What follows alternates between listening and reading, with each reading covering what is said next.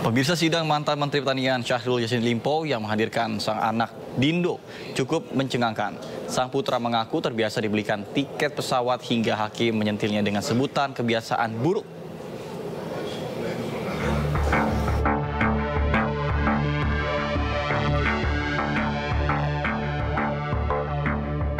Putra dari ex-Menteri Pertanian Syahrul Yassin Limpo, Kemal Redindo atau Dindo, mengakui menikmati pembayaran tiket pesawat kelas bisnis untuk perjalanan Makassar-Jakarta dari Kementerian Pertanian atau Kementan. Hakim pun menyentil Dindo karena kebiasaan yang buruk ini. Tadi saudara menjelaskan awalnya saudara membeli sendiri. Iya. Iya, membeli sendiri tiket-tiket untuk perjalanan saudara ke Jakarta ya. Tiba-tiba saudara ditawari oleh siapa yang menawari saudara? Dari Biro Umum yang mulia. Ya? Biro umum siapa namanya? Saya lupa namanya. Biro Umum atau melalui Panji? Biro Umum yang mulia. Siapa? Maman? Waktu itu ada Maman mungkin ya. Tapi saya lupa. Pada saat jadi Musafak juga. Ya? Pada saat berganti Musafak juga begitu. Jadi saudara yang menawarkan diri untuk membeli atau menelpon seperti Rizky tadi, atau mereka yang menawarkan kepada saudara? Iya, awalnya mereka yang menawarkan menjadi kebiasaan. Jadi kami kalau setiap mau berangkat harus melapor ke mereka gitu. Oh gitu. Jadi akhirnya kebiasaan. Iya. Tahu enggak saudara kebiasaan itu kebiasaan yang buruk? Syahrul Yassin Limpo didakwa melakukan pemerasan dan menerima gratifikasi dengan total 44,5 miliar rupiah. SYL didakwa bersama 2 ex anak buahnya, yakni Sekjen Kementan Nonaktif Kasdi dan Direktur Kementan Nonaktif M. Hatta. Tim Liputan iNews melaporkan. Tidak hanya itu, cucu Syahrul Yassin Limpo, Andi Tenri juga bilang Radiansyah atau Bibi yang juga menjabat sebagai staf ahli Kementan mengatakan bahwa ia tidak hadir di kantor setiap hari. Bibi juga mendapatkan gaji awal sebesar 4 juta rupiah. Itu kan menjadi staf ahli. Saudara digaji kan?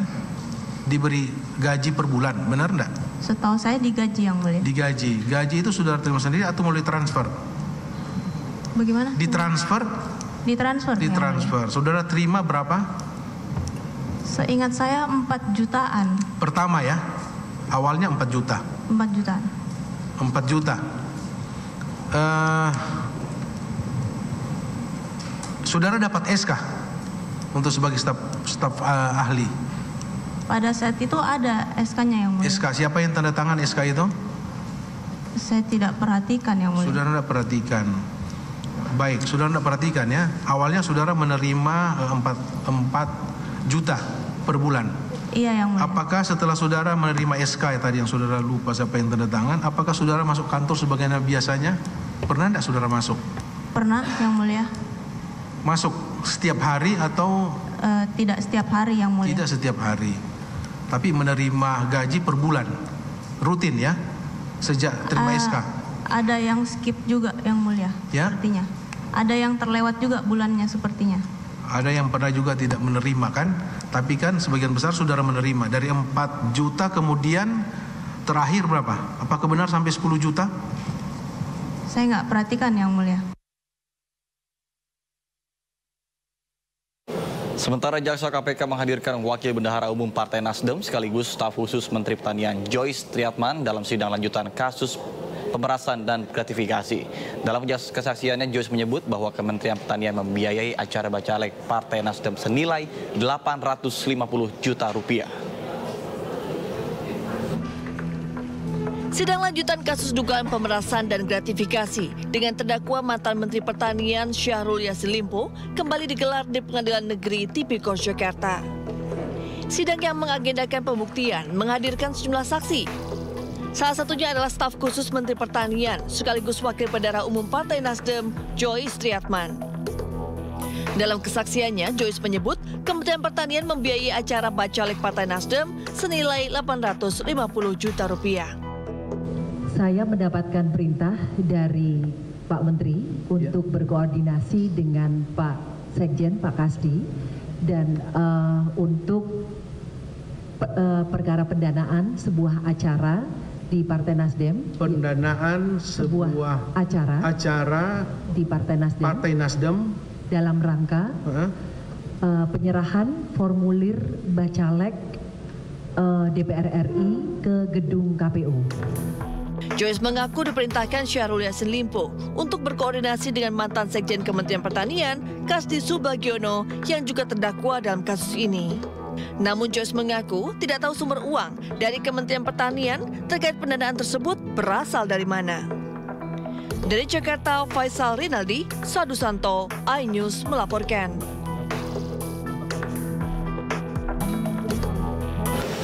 Dalam perkara lain, terdakwa suap Hakim Agung Ghazal Basaleh akan kembali bebas dari tahanan yang dijalani saat ini. Hal ini terungkap dari pengabulan pembelaan terdakwa dalam sidang di Pengadilan Tipikor Jakarta Pusat Senin pagi.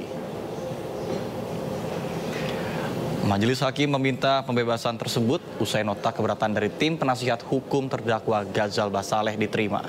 Selain itu, Majelis Hakim juga menyatakan surat dakwaan penuntut umum tidak dapat diterima.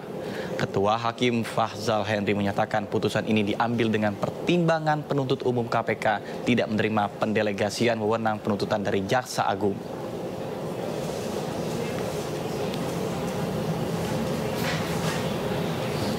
Pasal 156 ayat 1 KUHP merumuskan tentang apa saja yang termasuk dalam ruang lingkup keberatan atau eksepsi, yaitu dalam hal 1. Pengadilan tidak berwenang mengadili, 2. Dakwaan tidak dapat diterima, 3. Surat dakwaan harus dibatalkan. Menimbang bahwa meskipun demikian, Kitab Undang-Undang Hukum Acara Pidana atau KUHP sendiri tidak memberikan penjelasan rinci dalam hal bagaimana dakwaan tidak dapat diterima atau dakwaan dibatalkan, sehingga mengenai hal ini haruslah diserahkan kepada praktek peradilan dan jurisprudensi untuk menemukan dan menentukannya.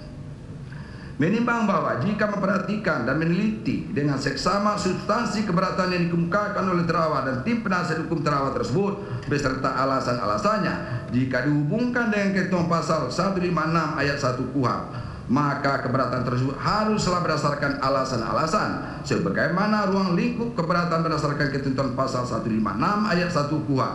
Dengan demikian, keberatan atau eksepsi tersebut hanyalah terbatas mengenai syarat-syarat atau formalitas dari surat dakwaan penuntut umum dan tidak termasuk materi pokok perkara. Sebelumnya dalam pusaran kasus suap Mahkamah Agung, Ghazal Basaleh juga divonis bebas karena dianggap tidak terbukti melakukan korupsi. Majelis Hakim memutuskan alat bukti untuk menjerat Ghazal tidak kuat.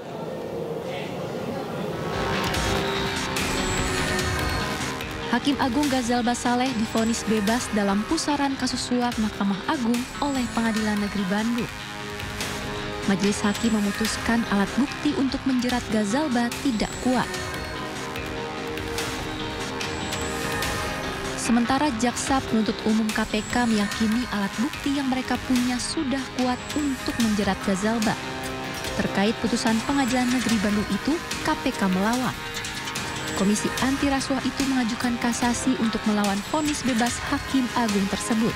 Sebelumnya Ghazal Basaleh telah dituntut 11 tahun penjara di pusaran kasus suap di Mahkamah Agung.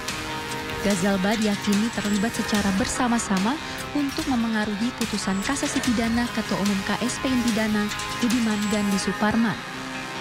Saat itu Ghazal diyakini melanggar pasal 12 huruf C JO pasal 18 Undang-Undang Nomor 31 Tahun 1999 tentang pemberantasan tindak pidana korupsi.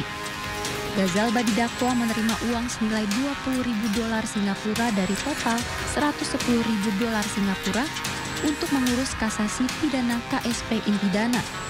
Uang haram tersebut untuk mempengaruhi putusan Ghazal agar Budiman Gandhi Suparman dipenjara selama 5 tahun.